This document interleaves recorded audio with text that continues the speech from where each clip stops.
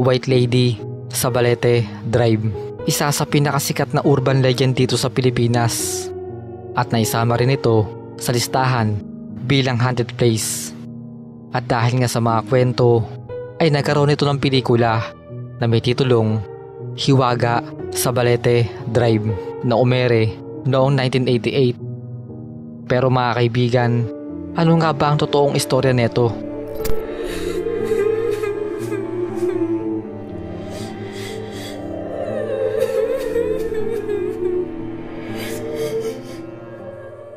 Ang White Lady sa Balete Drive. Malamang sa malamang kaibigan ay narinig mo na ang tungkol dito at may knowledge ka sa kwentong ito. Pero una, ano nga ba ang White Lady? Para sa mga di nakakaalam, ang White Lady ay isang babaeng multo at kaya siya tinawag na White Lady dahil sa mga nakakita na dito. Ito raw ay nakasuot ng white dress at sabi pa nila nagpapakita raw ito sa lugar kung saan siya namatay. Halimbawa, sa school, sa simbahan, sa park, at ang sikat na Balete Drive. Ang Balete Drive mga kaibigan ay isang 2-lane street na may habang 1.3 kilometers na matatagpuan sa New Manila District sa Quezon City. Ang tanong mga kaibigan, paano nagsimulang magkaroon ng mga kwento-kwento tungkol sa White Lady sa Balete Drive? Sabi nila na ang White Lady na nagpapakita sa Balete Drive ay isang maganda at matangkad na babae at minsan raw ay tinatakpan niya ang kanyang muka. Nakasuot ng puting gown at may mga mantsa ito ng dugo. Ngayon, ano ang kinamatay niya? At bakit siya nagpapakita sa Balete Drive?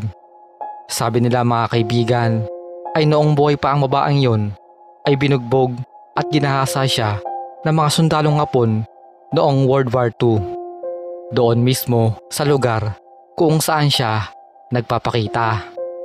At dahil sa biglaan niyang pagkawala ay hindi matahimik ang kanyang kaluluwa at hindi siya makatawid sa liwanag.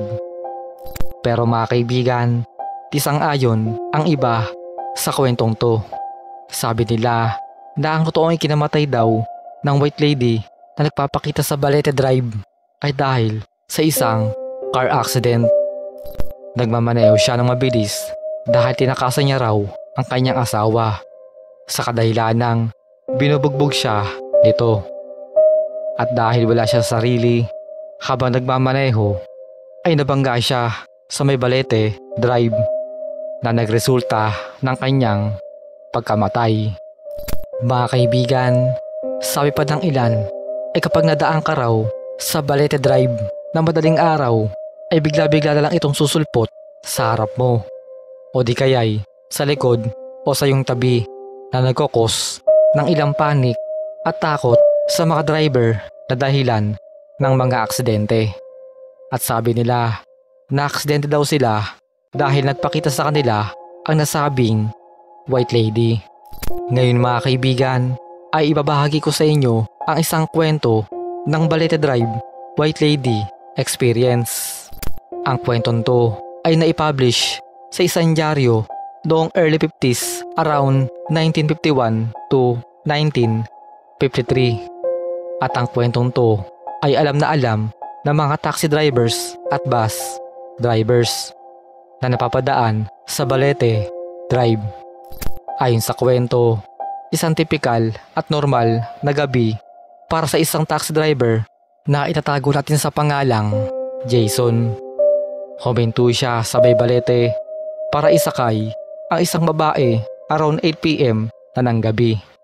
Isang magandang babae na nakasuot ng puting damit. At ayon pa kay Jason, napakabango raw ng babaeng to. Pagkasakay ng babae ay nagsalita ito at sinabi kung saan siya pupunta. Pagkatapos nun ay pinaandar na ni Jason ang taxi at ito ay isang normal na biyahe lamang para sa kanya. Mga kaibigan, habang siya ay nagmamaneho ay may napansin siyang kakaiba. Ang boses ng babae ay parang hindi nanggagaling sa bibig nito, kundi sa tenga mismo ni Jason na parang sobrang lapit nila sa isa't isa. Hindi na lang niya ito pinansin at nagpatuloy lang siya sa pagmamaneho hanggang sa napatingin siya sa kanyang rear view mirror na normal lang na ginagawa ng mga driver. Katakataka mga kaibigan na pagkatingin niya sa salamin ay wala na ang babae. Sa gulat niya ay hininto niya sa gilid ang sasakyan at nilingon niya mismo ang passenger seat at laking gulat niya na wala na ang babaeng sinakay niya.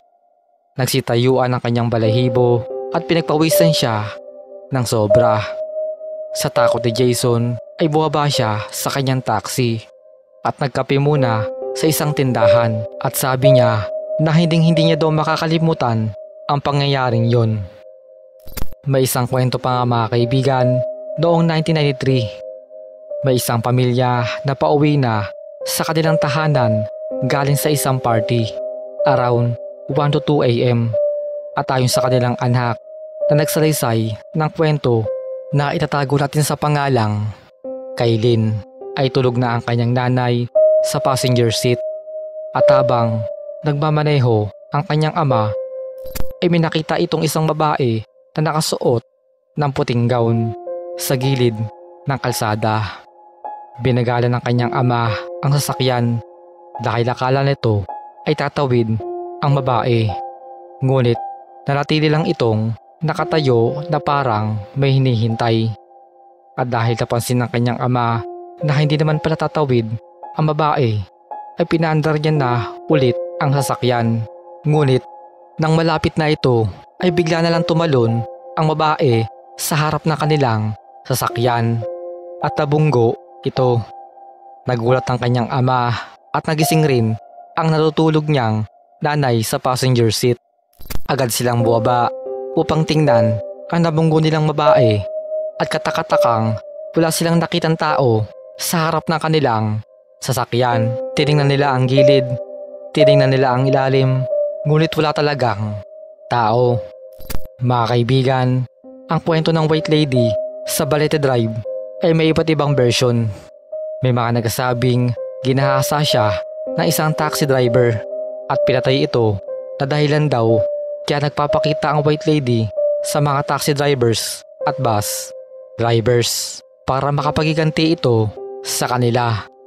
At para sa mga di nakakaalam ay marami noong kaso ng mga taxi drivers na naaksidente sa mismong Balete Drive.